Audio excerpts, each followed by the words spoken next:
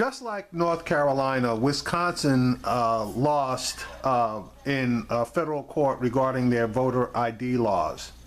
And just like North Carolina, they're trying to find a way to push back and weasel around and straight out ignore the decision by the court.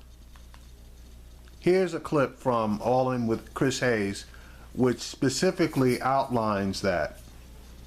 Take me forward to November. You know that a lot of Republicans since 1984 in the presidential races have not been able to win in Wisconsin. Why would it be any different for Ted Cruz or a Donald Trump? Well, I think Hillary Clinton is about the weakest candidate the Democrats have ever put up, and now we have photo ID, and I think photo ID is going to make a little bit of a difference as well.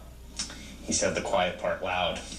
Was a Republican congressman from Wisconsin basically admitting the state's new voter ID law was intentionally put in place to get Republicans elected. And you'll never guess how it's working out so far.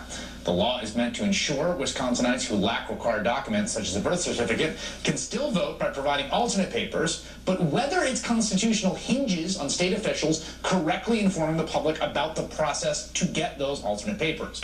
And in a new blockbuster investigative piece from The Nation magazine, Ari Berman reports, it appears that Wisconsin is violating multiple court orders by not properly giving eligible citizens free IDs or certificates for voting.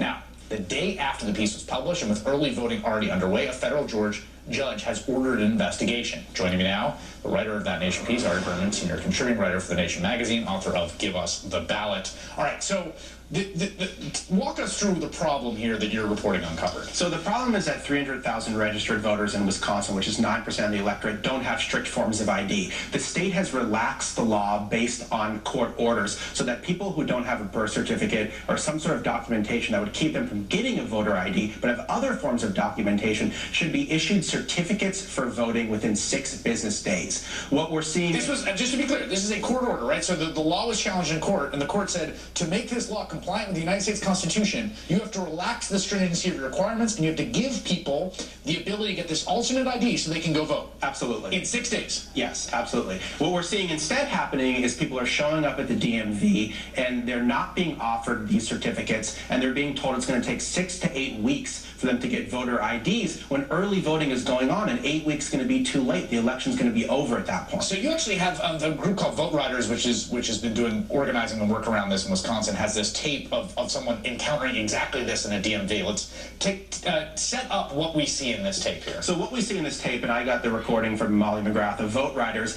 is that this is a voter who goes to the DMV, is supposed to be offered a certificate for voting, and is not offered it, and they're basically telling him it's going to take 6 to 8 weeks to get an ID. Like, sorry. Sorry. Basically, they're saying, we can't do anything about it, sorry.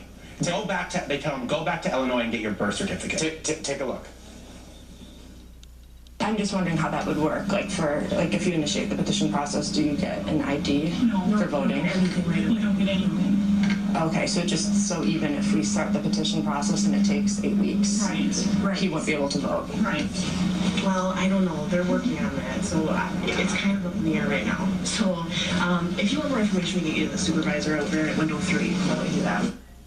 The point is, the court order says that if someone comes in, the court order says you got to get it to them in 6 days. And that's the whole point. And this is crazy because people are already voting in places like Madison and Milwaukee, and they're saying you're not going to get anything. It's kind of up in the air right now. Haven't they worked this out before early voting begins? But it's not funny because I talked to 2 different African-American voters, one who was 34, one who was 62. They both brought multiple forms of ID to get a strict voter ID, and they were not able to. So they had documentation that should have allowed them to vote. They should have been given a voter ID either immediately or within 6 business days, but they walked out of the DMV with nothing. And now you have a federal judge who, it appears in response to this reporting, or saying, without a motion, just issuing an order saying the state of Wisconsin has to explain itself. Yeah, well, the judge was clearly not happy. He said in my article, in a Milwaukee Journal Sentinel article, and basically said Scott Walker's administration needs to investigate what's going on at the DMV. Otherwise, they're basically in contempt of court. They're not following the law. All right, Ari Berman with some great reporting in The Nation. Thank you for this work. Great to see you. Thank you. So there you have it. Another Republican-controlled governorship and legislature attempting to restrict voting primarily for African Americans.